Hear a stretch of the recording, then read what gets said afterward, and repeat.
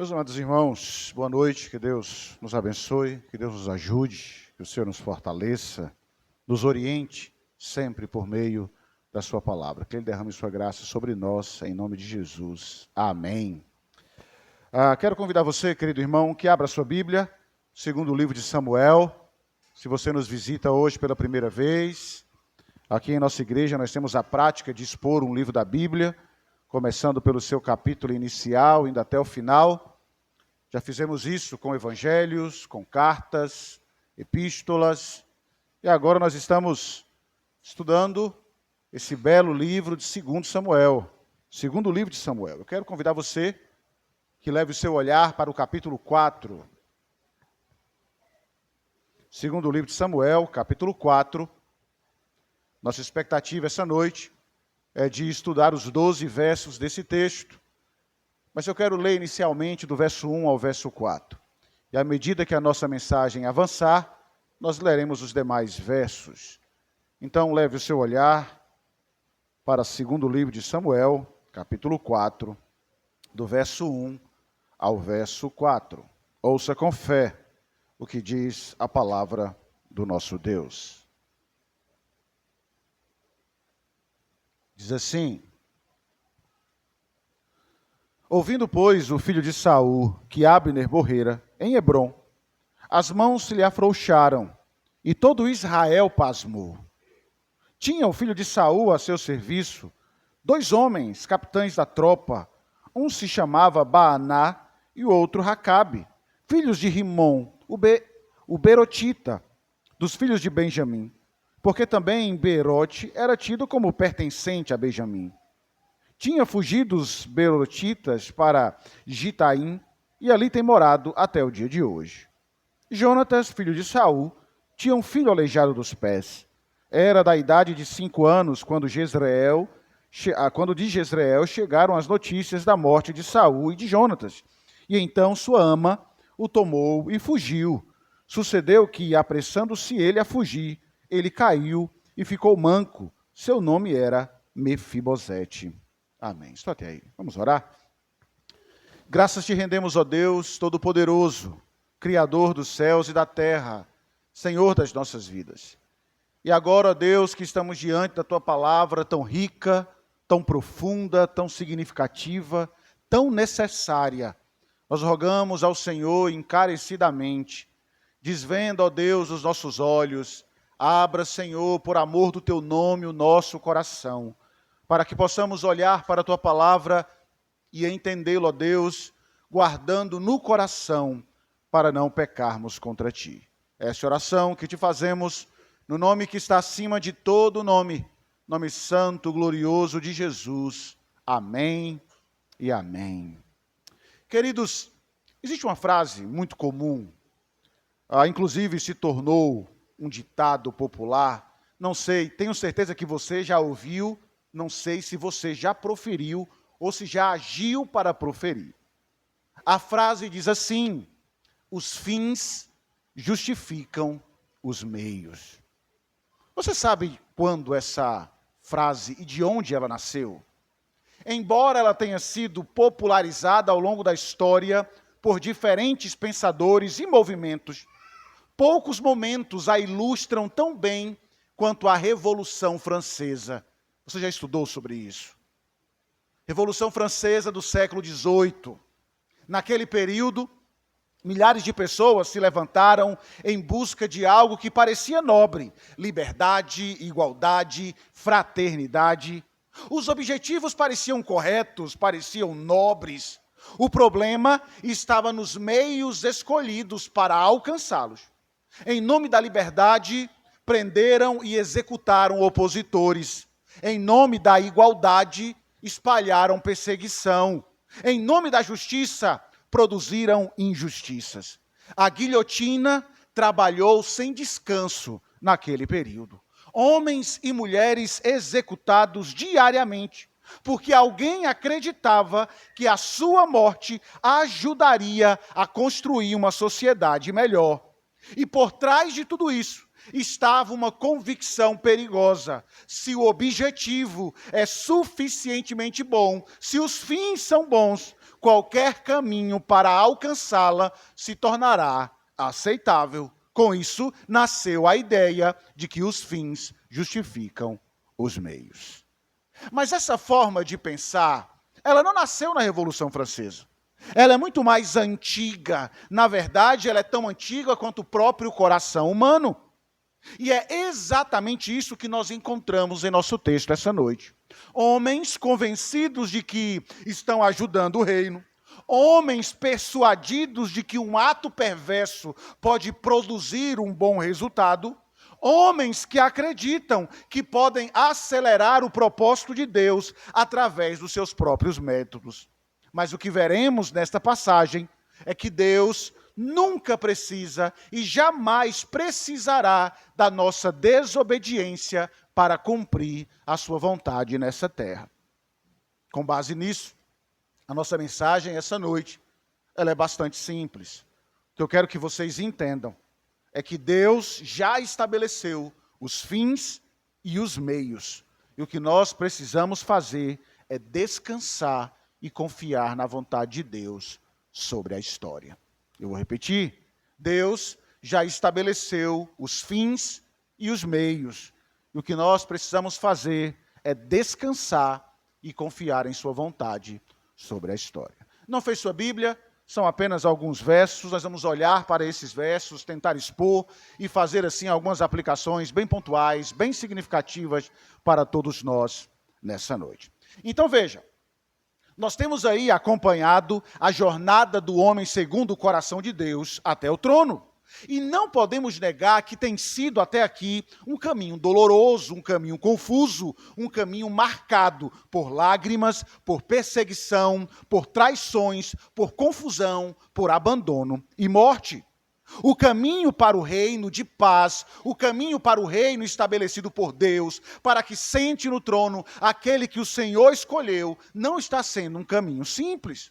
Mas perceba que, apesar de toda a confusão, nós não podemos negar que Deus está conduzindo silenciosamente a história. Deus está fortalecendo a casa de Davi, Deus está enfraquecendo a casa de Saul.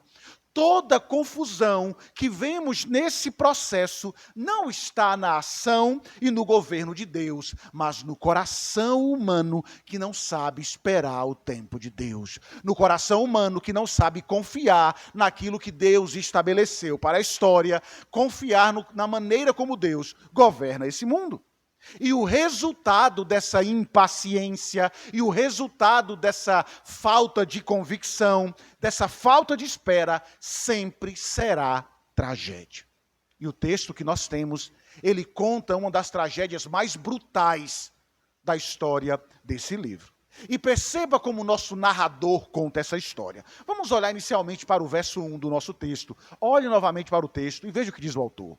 Ele diz assim: ouvindo, pois, o filho de Saul que Abner morrera em Hebrom, as mãos se lhe afrouxaram e todo Israel pasmou.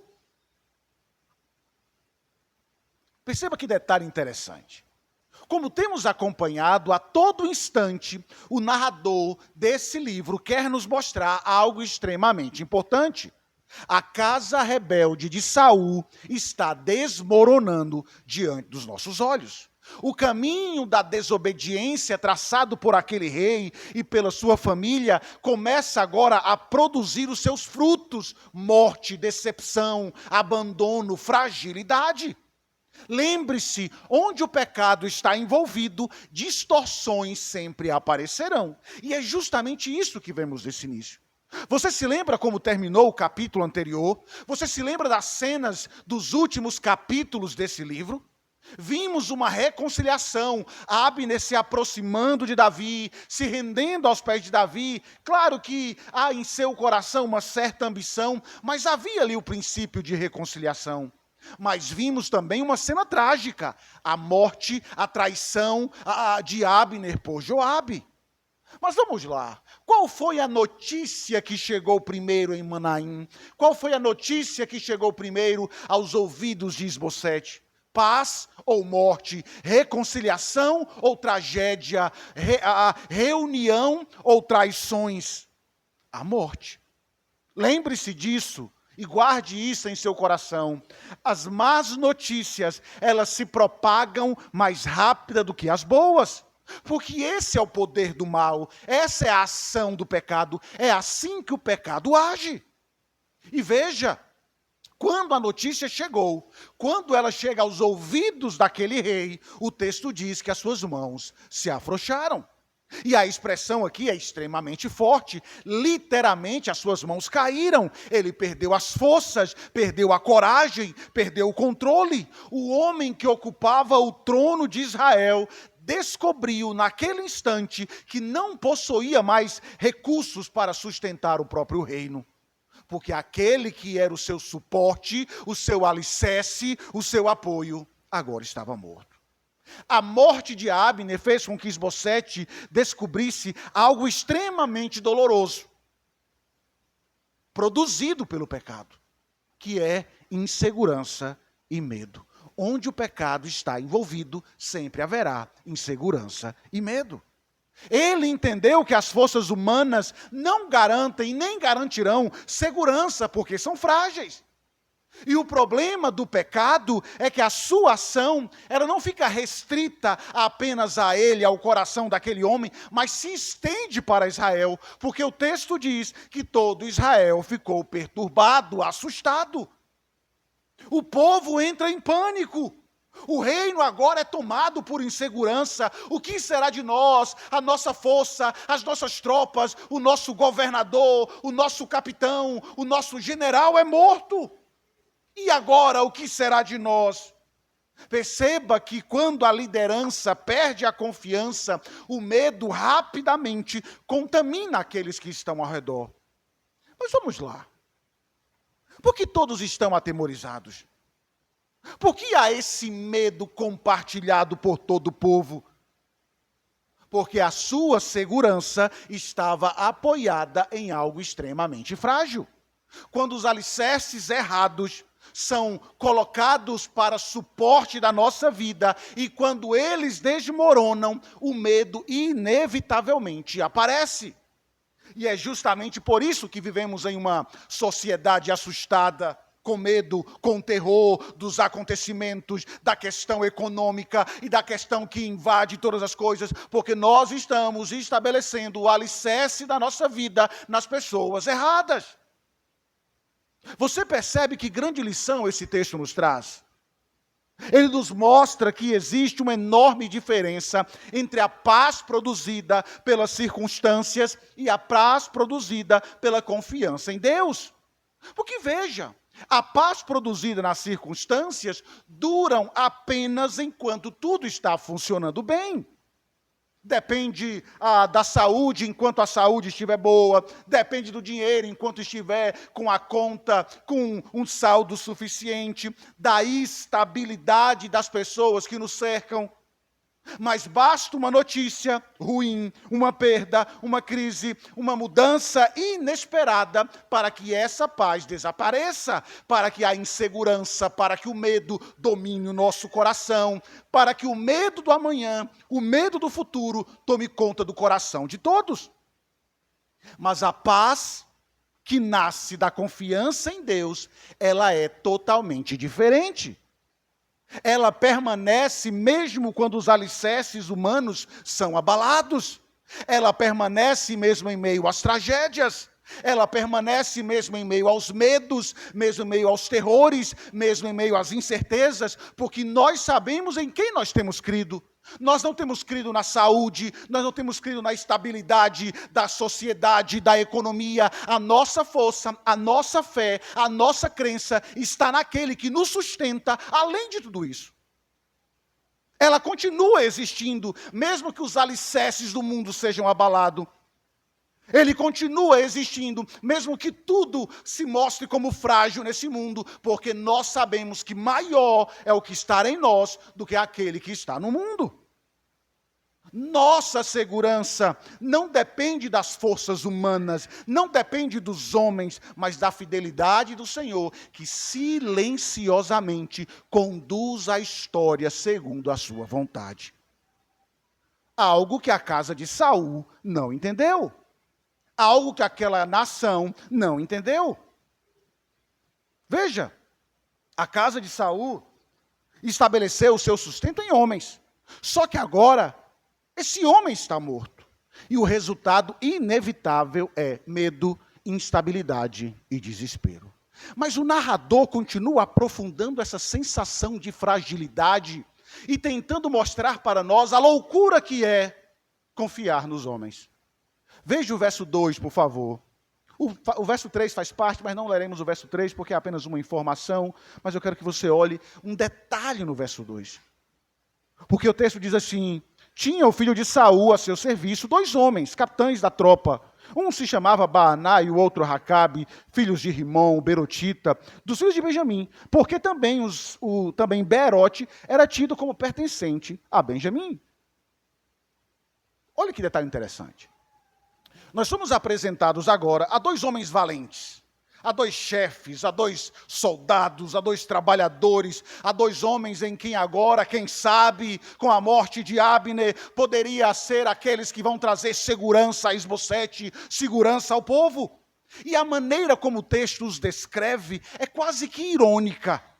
Porque eles representam a melhor esperança militar, eles representam a força para a casa de Saul. Se existe ainda alguma possibilidade de sobrevivência do reino, ela parece repousar nesses 2 homens.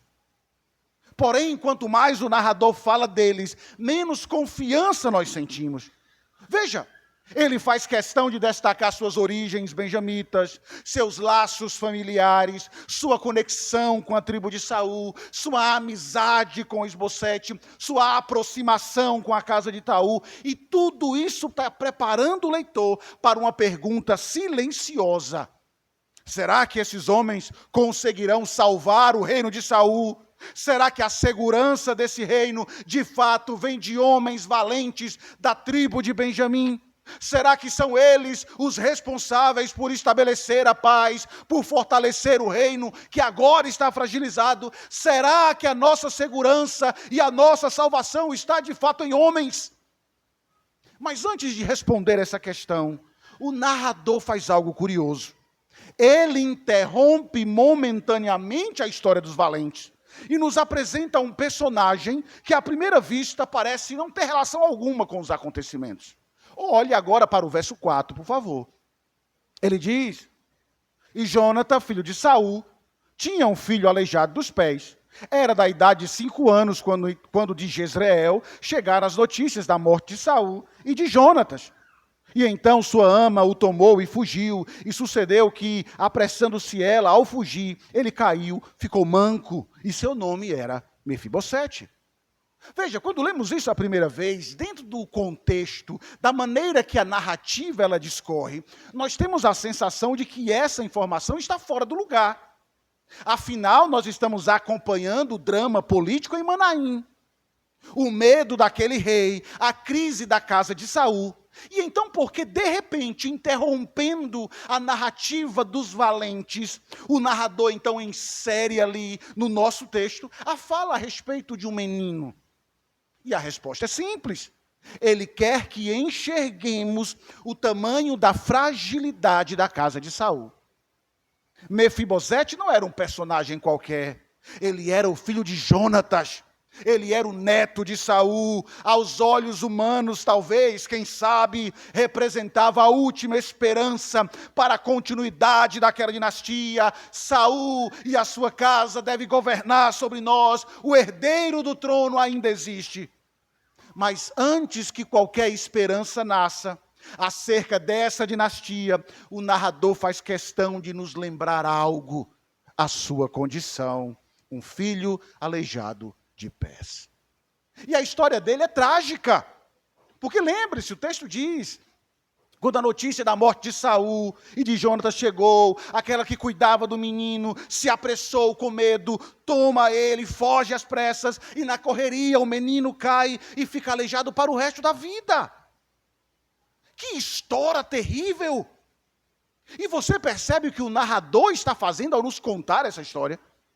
Ele está retirando da casa de Saul uma esperança após a outra. Se existem apoiadores da casa de Saul, se existem apoiadores do reino maligno, do reino desobediente, do reino rebelde, o escritor está dizendo: abandone a sua crença, abandone o seu coração, tire as expectativas desse reino. Porque veja, Abner morreu, Isbosete perdeu a coragem, o povo está com medo, e agora nós descobrimos que o único descendente sobrevivente da linhagem de Saul é um menino incapacitado. É como se o narrador estivesse fechando todas as portas. Ele quer que sintamos o peso da situação. Não existe saída para a casa de Saul, não existe sucessor, não existe força, não existe futuro. O reino envolvido no pecado não prosperará. Aqueles que agem de maneira rebelde, sustentando, apoiando aquilo que Deus não aprova, que Deus não determina, essa casa não prevalecerá, porque o que prevalece é a vontade do Senhor, é a lei do Senhor e aquele a quem Deus estabeleceu. A casa de Saul está se desfazendo diante dos nossos olhos. E o que foi predito por Samuel, seu reino será tirado de você, agora está acontecendo. E aqui nós encontramos uma verdade extremamente profunda para todos nós. Porque veja, Deus sempre, e às vezes, na verdade, Ele permite que alicerces, aqueles os quais nós confiamos, às vezes sejam removidos, um por um, da nossa vida, da nossa conduta, do nosso caminhar. E Ele faz isso não porque Deus seja cruel. O problema é o nosso coração. Porque por vezes, frequentemente, depositamos a nossa esperança nessas coisas, nessas pessoas. Só que homens não podem sustentar a vontade de Deus. Homens não podem suportar aquilo que Deus está estabelecendo. Confiamos em pessoas, confiamos em posições, confiamos em recursos, confiamos em nossa própria capacidade, até que de repente percebemos que tudo aquilo que parecia sólido é muito mais frágil do que nós imaginávamos e Deus retira de nós. Foi isso que aconteceu com a casa de Saul e é exatamente isso que Deus faz conosco. Remove as falsas esperanças para que aprendamos a descansar naquele alicerce que de fato sustenta a história, sustenta a vida, sustenta a nossa casa, sustenta o seu povo. Uma esperança que jamais pode ser abalada. É isso que nós precisamos entender.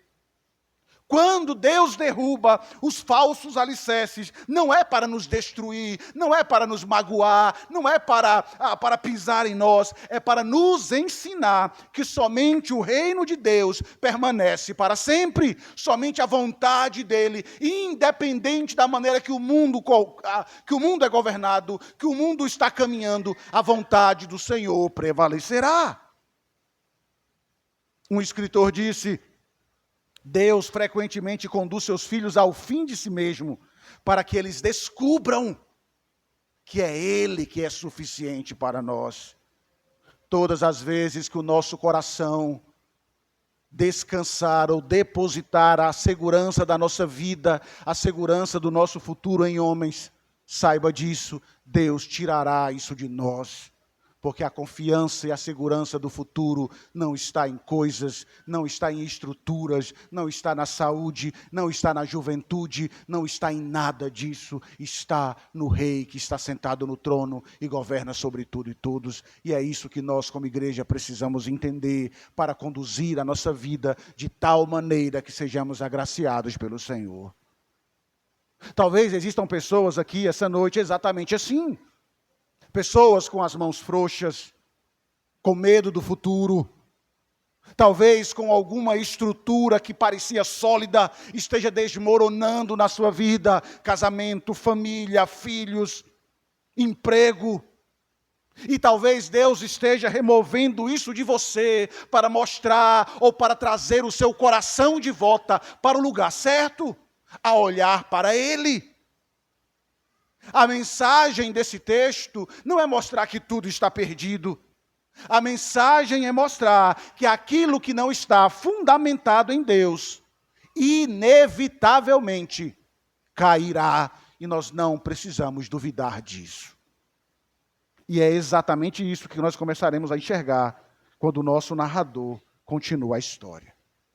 Versículo 5 ao verso 7 do nosso texto, por favor. Ele diz: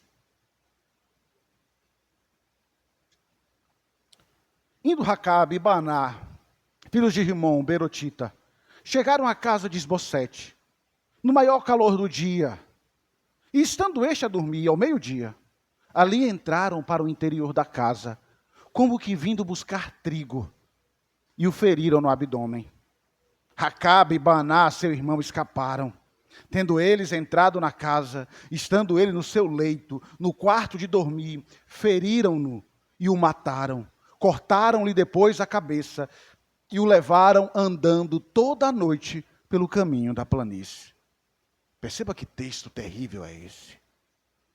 Como eu disse, à primeira vista, eles pareciam ser a esperança da casa de Saul. Eram benjamitas, eram aliados do rei, eram homens de confiança de Esbocete. Talvez alguém olhasse para aqueles homens e pensassem: agora que Abner morreu, esses homens ajudarão a sustentar o reino. Eles serão os salvadores de Israel. Será que isso é verdade? A resposta é não. E perceba como o texto destrói a esperança. Ele diz que esses homens chegaram à casa de... Perceba o drama, perceba a cena pintada. Parece uma cena tranquila. O rei está em casa dormindo, o dia está silencioso, não há batalha, não há guerra, não há inimigos à porta. O único silêncio que tem naquele momento, certamente, é do vento passando, porque não há barulho nenhum. O rei descansa em seu leito em paz, sem medo. Só que ele está prestes a descobrir que os maiores perigos nem sempre vêm dos de fora. Às vezes, eles entram pela porta da frente, com o rosto conhecido, com roupas de aliado, e foi exatamente isso que aconteceu. Racabe e Baaná entraram na casa sem suspeitas, tinham acesso, eram amigos, tinham credibilidade, tinham confiança. Pareciam estar realizando uma tarefa comum. Vamos ali pegar trigo.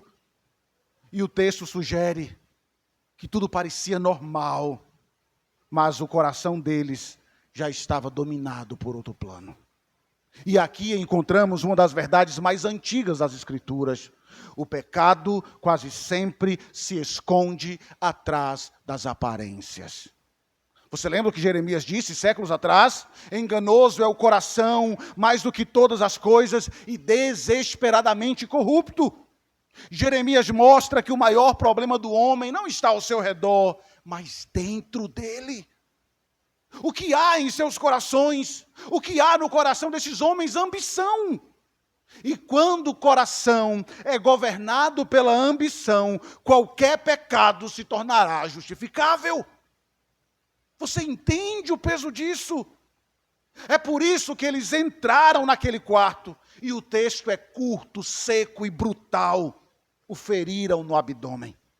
Não houve confronto, não houve defesa, não houve batalha, não houve honra. Foi covardia, foi traição, foi assassinato.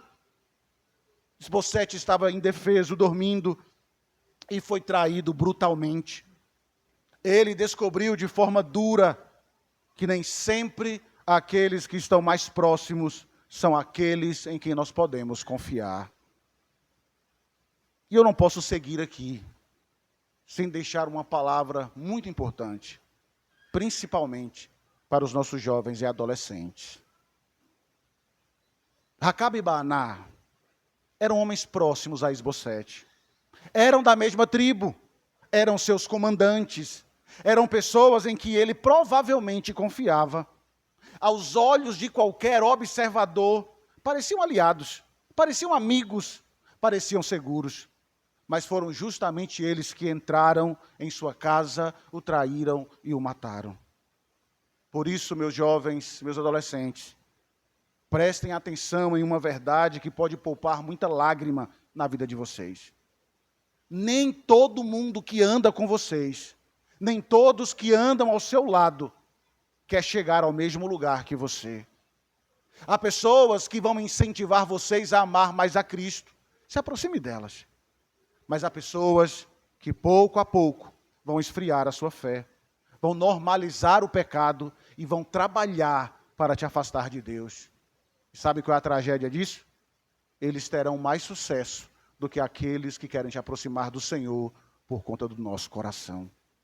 E o mais perigoso é que essas influências, elas não chegarão através de um inimigo. Elas chegarão através de quem você gosta, de quem você admira, de quem você confia. Cuidado com as amizades. Cuidado com aqueles que estão andando ao seu lado. Pais, independente da idade dos seus filhos, se preocupem com amizades. Mas é porque é de uma boa família. Porque essa pessoa só não é crente. Tomem cuidado. Se mesmo entre o povo de Deus, nós já estamos vivendo tudo isso, imagine no coração daqueles que não amam a Deus. O coração dos nossos filhos estão sendo sequestrados, estão sendo roubados por conta de amizades ímpias, de amizades que não temem a Deus, levando os nossos filhos cada vez mais para o caminho da maldade. Cuidado! Adolescentes, tenham cuidado com quem vocês andam, a quem vocês estão dando ouvidos, aos conselhos dos ímpios. Eles te afastam dos seus pais, te afastam de Deus. Quantos não estão mais aqui porque deram ouvidos a amizades ímpias e não deram ouvidos à verdade? Quantos dos nossos filhos não foram sequestrados por esse mundo e tudo começou com uma amizade errada? Tenham cuidado, cuidado com quem vocês amam, cuidado com quem vocês se relacionam, cuidado, porque o inimigo, ele nunca aparecerá a você como algo tenebroso, ele vai se aparecer com alguém que te apoia, com alguém que te entende, com alguém que diz você está certo, seus pais não te entendem, a igreja te aprisiona, eles vão aparecer assim, e assim tem sequestrado e roubado muitos. Tenham cuidado com as amizades que vocês escolham. Não perguntem, será que essa pessoa é popular? Pergunte se ela ama a Cristo. Pais, entendam isso. Não pergunte apenas se aquele grupo, se aquelas pessoas te aceitam, mas se elas lhe ajudam a obedecer a Cristo, a lhe aproximar de Cristo. Se essas pessoas não lhe aproximam de Cristo, tenha certeza, elas lhe aproximam do maligno, do diabo, e está levando a sua alma cada vez mais para o inferno. Muitos jovens estão abandonando a fé. E não é de uma vez, não é de maneira imediata. Acontece dia após dia, de maneira paulatina, o inimigo utilizando pessoas de boas famílias, de boa condução, para roubar o coração dos nossos filhos e levá-los para longe de Deus. E nós estamos deixando. É um conselho errado, uma amizade errada, uma influência errada. São os amigos que entram em casa e ferem o abdômen e matam. Mas deixe-me fazer um alerta. Outro alerta. A pergunta a se fazer não está apenas se o outro é uma boa influência, mas se você tem sido também uma boa influência. As pessoas olham para você, querido adolescente, querido jovem, e veem em você uma boa influência para que outros possam andar contigo? Porque o mesmo pecado que habitava no coração de Racabe e Baaná, também habita em nós. O maior perigo da nossa vida não está apenas nas influências que vêm de fora, mas no coração, no pecado que habita em nós, que nos faz desejar o erro, que nos faz trilhar o erro. Por isso nós precisamos diariamente pedir que Cristo governe nossos pensamentos, governe nossas amizades, governe nossos relacionamentos, governe as nossas escolhas. Porque somente Ele vê o que ninguém vê. Somente Ele conhece o coração das pessoas e o nosso próprio coração. É por isso que o autor de Provérbios diz, acima de tudo, guarde o seu coração, porque é dele que procede as fontes de vida. Guardem o coração, guardem a fé, guardem a comunhão com Cristo, porque quando Cristo ocupar de fato o centro da vida, Ele nos dará discernimento para reconhecer quem de fato está nos conduzindo para mais perto dEle e quem de fato está nos afastando. Somente assim, querido jovem, querido adolescente, querido pai e mãe, nós iremos entender quem são aqueles e quais são as intenções daqueles que andam com os nossos. Essa cena é uma tragédia. Amigos, pessoas próximas traindo, executando. Mas a história, ela fica mais sombria. Porque o verso 7 diz, tendo eles entrado na casa, estando ele no seu leito, no quarto de dormir, feriram-no e o mataram, cortaram-lhe depois a cabeça e o levaram andando toda a noite pelo caminho. Você percebe que o narrador repete a cena. E guarde isso em seu coração e entenda isso. Quando a Escritura repete algo, é porque ela deseja que prestemos atenção. Somos informados que eles apenas não mataram Esbocete. Eles cortaram a cabeça, eles transformaram o assassinato em troféu, transformaram o homem em instrumento para os seus próprios planos. Perceba até onde a ambição leva alguém. O pecado nunca permanece pequeno. Começa com ideia, torna-se uma intenção, uma decisão e se revela em prática. E finalmente a tragédia. Um puritano dizia assim, o pecado sempre deseja mais do que inicialmente promete. E é exatamente isso que vemos aqui. O coração que abandona a Deus nunca permanece neutro. Ou será governado pelo Senhor, ou será governado pelos seus próprios ídolos. Veja, isso está acontecendo. Com a traição daqueles homens, eles acreditavam estar construindo um futuro melhor para si mesmos. Vocês verão, o pensamento deles é, os fins justificam os meios. E talvez seja exatamente aqui que esse texto fale tão profundamente ao nosso coração. A nossa geração. Vivemos numa geração apaixonada pelos resultados. As pessoas perguntam, funciona? Dará certo? Mas poucas perguntam, é correto? Agrada a Deus? Queremos crescimento, mas nem sempre com santidade. Queremos resultados rápidos, mas nem sempre com obediência. E por isso somos tentados a acreditar que sim, os fins nobres justificam até mesmo os meios pecaminosos. Mas o reino de Deus não funciona assim. Deus nunca precisa da nossa desobediência para cumprir a sua vontade. Deus nunca precisa da nossa mentira para realizar os seus planos. Deus nunca precisa da nossa vingança para fazer justiça. Deus nunca precisará do nosso pecado para cumprir as suas promessas. Os planos de Deus são perfeitos. Os fins não justificam os meios, coisa nenhuma. Os fins estabelecidos por Deus são bons e acontecerá segundo a sua vontade. Isso precisa confrontar o nosso coração, porque nem sempre seguramos a espada como Racabe e Baaná, mas às vezes assassinamos reputações, falamos dos outros, criticamos posturas, falamos mal, denegrimos a vida do outro, ferimos pessoas com palavras, manipulamos situações, tentamos controlar resultados, tudo para acelerar aquilo que nós acreditamos que Deus deve fazer. Mas agir assim é agir como esses homens, é agir segundo o maligno, é trilhar o caminho errado. Mas a cena então termina com um misto de esperança, de justiça, de bênção. Porque existe um detalhe para onde nós devemos olhar. Olhe do verso 8 ao verso 12, por favor, do nosso texto.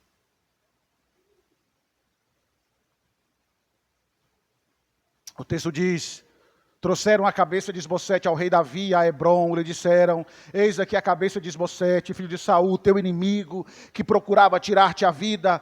Assim o Senhor vingou hoje ao rei, meu senhor, de Saul e da sua descendência.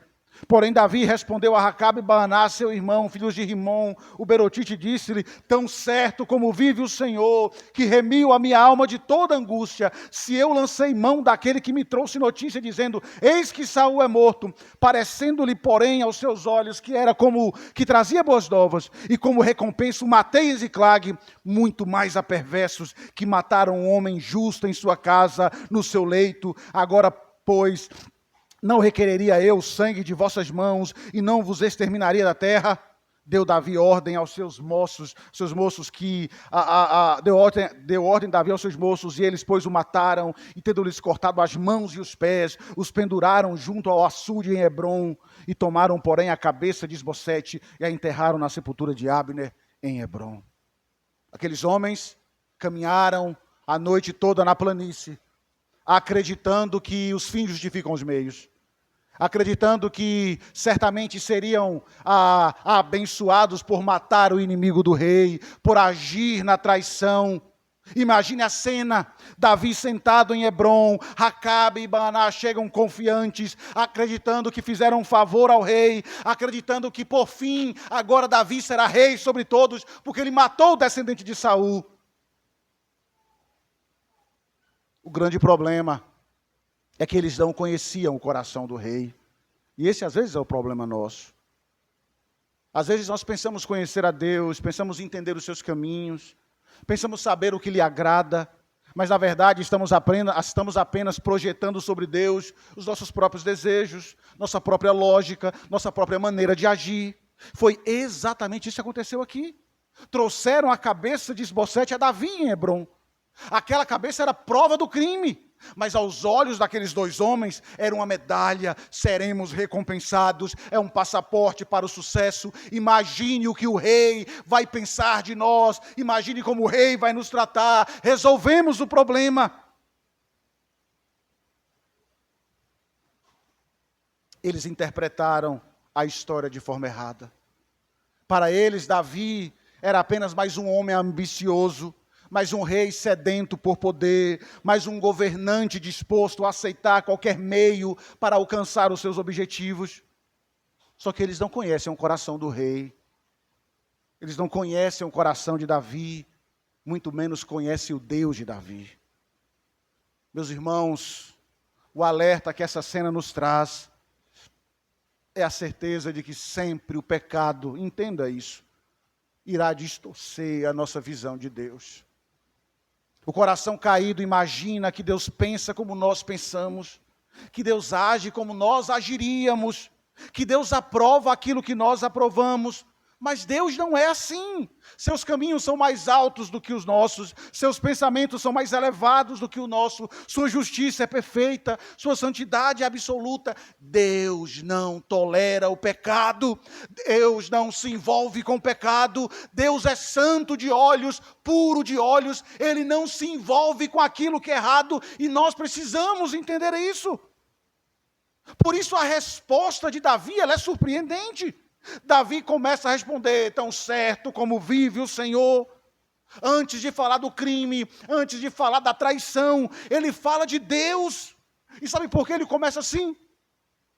Porque, diferente daqueles homens, Davi não confiava na força humana, nem acreditava que os fins justificavam os meios. Quantas vezes Davi teve a oportunidade de matar Saul e não o fez, porque ele descansava em Deus, ele confiava em Deus, ele não precisava agir com injustiça para estabelecer a justiça, ele não precisava agir no pecado para estabelecer um reino de paz, ele precisou e aprendeu a descansar em Deus, algo que nós precisamos fazer.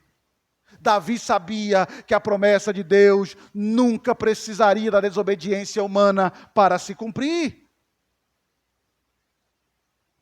E para justificar o ato que ele tomaria, a sua decisão, ele conta então uma outra história.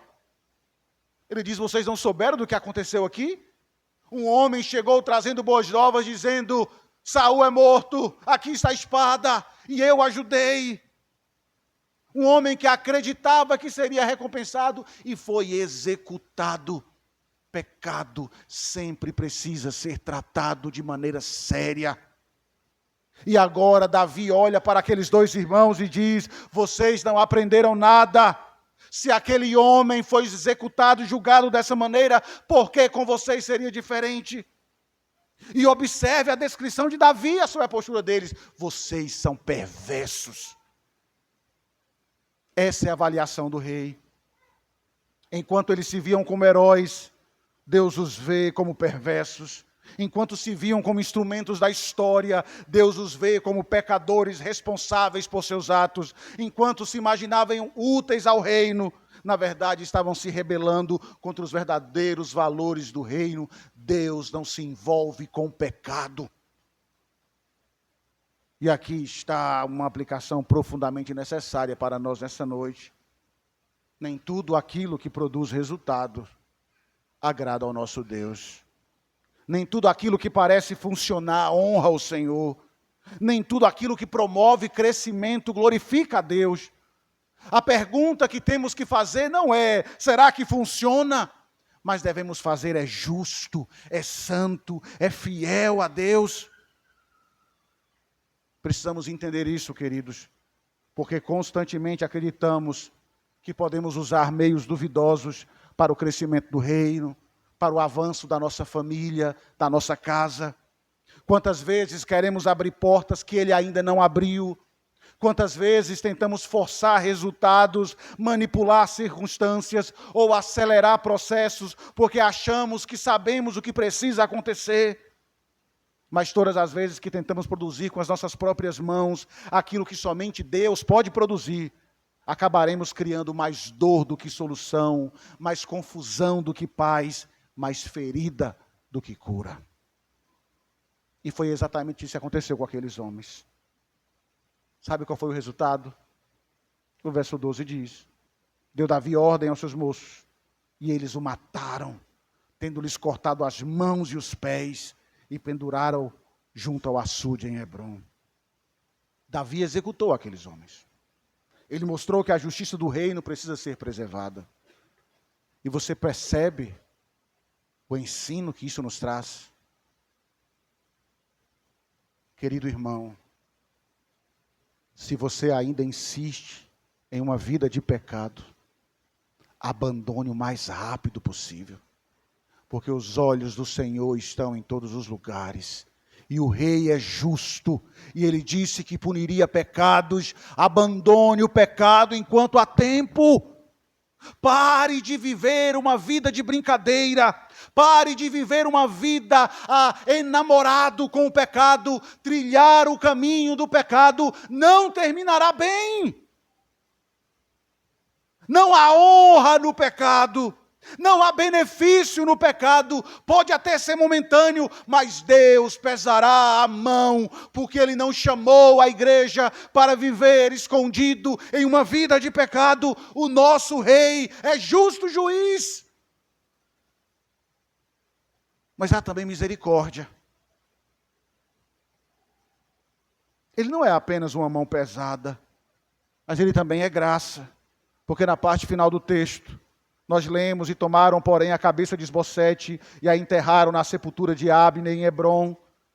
Enquanto os assassinos recebem justiça, Esbocete, o rebelde, o traidor, veja, recebe honra. O rei trata com dignidade aquele que foi o seu rival, porque é assim que o reino de Deus funciona. Justiça para o mal, graça para os fracos, honra para os humilhados, misericórdia para quem não pode se defender. O nosso rei é misericordioso. Por isso, se você abandonar o seu pecado e se juntar a Ele e correr para Ele, Ele lhe tratará com misericórdia e graça. Por isso, corra para os pés do nosso Deus. O que o nosso narrador quer que enxerguemos é que nem Abner, nem Joabe, nem Esbocete, nem Racabe, nem Baaná, nem qualquer outro homem conseguiu e conseguirá construir o reino. Uns tentam pela política, outros tentam pela força, outros tentam pela vingança, outros tentam pelo assassinato, mas todos fracassaram. Porque o reino de Deus nunca esteve na mão dos homens, sempre esteve nas mãos daquele que governa sobre tudo. Davi mostrou que os fins não justificam os meios. E o que nos leva à história que eu contei no início do nosso sermão. A Revolução Francesa nasceu sob bandeiras que pareciam irresistíveis, que pareciam nobres: liberdade, igualdade, fraternidade. O problema estava nos meios escolhidos para alcançá-los. Em nome de um mundo melhor, homens passaram a acreditar que a violência era necessária, que o terror era justificável, que algumas vidas poderiam ser sacrificadas para que outras prosperassem. E não é exatamente esse tipo de discurso que continua ecoando em nossos dias? Não é isso que ouvimos constantemente nas ruas, na política, nas redes sociais e até mesmo dentro do coração humano? Tudo isso mostra que homens pecadores jamais conseguirão construir um reino justo com as ferramentas do pecado. Porque o problema nunca esteve apenas nos sistemas, o problema é o coração humano. E é exatamente aqui que a história da redenção resplandece com toda a sua beleza. Porque enquanto homens prenderam opositores em nome da liberdade, Cristo permitiu ser preso para libertar pecadores. Enquanto homens perseguiram seus inimigos em nome da igualdade, Cristo foi perseguido para reconciliar seus inimigos consigo mesmo. Enquanto homens mataram outros na guilhotina para preservar os seus projetos, Cristo morreu em uma cruz para salvar aqueles que se chegam a Ele. Enquanto homens derramam sangue para conquistar poder, Cristo derramou o seu sangue para conceder graça a corações arrependidos. E aqui está a diferença que a igreja precisa descansar. Todos os reinos dos homens são construídos sobre a lógica do egoísmo, sobre a lógica da destruição, mas o reino de Deus é construído sobre a lógica do amor sacrificial. Na cruz, não vemos homens tentando subir ao poder. Na cruz, nós vemos o rei descendo à humilhação para salvar o seu povo. Na cruz, nós não vemos alguém exigindo que outros morram por ele. Nós vemos o Filho de Deus morrendo por pecadores. Na cruz, nós enxergamos o amor. A única esperança para pecadores, a única esperança para esse mundo é Cristo Jesus. Aquele que levou sobre si os nossos pecados, levou sobre si a nossa culpa, levou sobre si toda a nossa condenação e nos concedeu misericórdia. Foi ali que o reino foi definitivamente garantido. Por isso o profeta Isaías declarou que ele foi traspassado pela nossa transgressão, moído pelas nossas iniquidades, o castigo que nos traz a paz estava sobre ele, e pelas suas pisaduras nós somos sarados. É por isso que amamos esse reino, é por isso que descansamos nesse rei, é por isso que precisamos aprender a confiar nele. Porque todos os outros reinos exigem que alguém morra para que eles sobrevivam, mas no reino de Cristo, foi o próprio rei quem morreu para que seu povo pudesse viver. Na cruz, Deus destruiu para sempre a lógica do mundo. A cruz declara que os fins não justificam os meios. A cruz nos convida a confiar no modo de agir de Deus e nos leva a desejar com confiança o dia em que não haverá mais usurpadores tentando tomar o trono. Não haverá mais assassinatos em quartos escondidos, não haverá mais conspirações, não haverá mais reinos divididos, não haverá mais pecado sequestrando os nossos filhos, corrompendo corações. Haverá apenas um rei e todo joelho se dobrará diante dele. Não desanimem, não lamentem, confiem no rei, porque ele garantiu que um dia todos os reinos se prostrarão diante dele. João viu esse dia e registrou para fortalecer a nossa fé. Lá em Apocalipse capítulo 11 nós lemos: e os reinos do mundo se tornaram do Senhor e do seu Cristo, e Ele reinará pelos séculos dos séculos. Essa é a nossa esperança. Tudo que hoje é incerto se dobrará diante do verdadeiro Rei. E nesse dia seremos livres, desfrutaremos da igualdade e seremos governados com justiça. Por isso, amada igreja, descanse, não tente tornar ou tomar nas próprias mãos aquilo que pertence a Deus. Não tente construir atalhos para aquilo que Deus prometeu realizar. Não tente apressar o caminho do Senhor. Confie no Rei, espere no Rei, sirva o Rei, porque aqueles que confiam no Senhor jamais serão confundidos. O reino é dele, a vitória é dele, e o futuro é dele, e nós somos privilegiados porque estaremos com ele para todo o sempre. Confie e descanse no Rei de Deus, porque a sua vontade prevalecerá. Que ele nos abençoe, em nome de Jesus. Amém. Feche seus olhos, vamos orar. Graças te rendemos, ó Deus Todo-Poderoso, Criador dos céus e da terra, amado nosso, Rei dos reis, Senhor dos senhores, aquele que venceu a cruz, venceu o túmulo, venceu a morte. Por isso aqui estamos nós, proclamando a grandeza do teu nome, o seu senhorio. Leve o nosso coração a descansar em ti, leve o nosso coração a confiar em ti. O mundo passará, mas a sua palavra permanecerá até o fim. Que o nosso coração descanse nessa verdade, ó Senhor. Sustente a tua igreja. Leva-nos aos teus pés, ó Senhor. Essa é a nossa oração, em nome de Jesus. Amém e amém. Nos coloquemos em pé, queridos.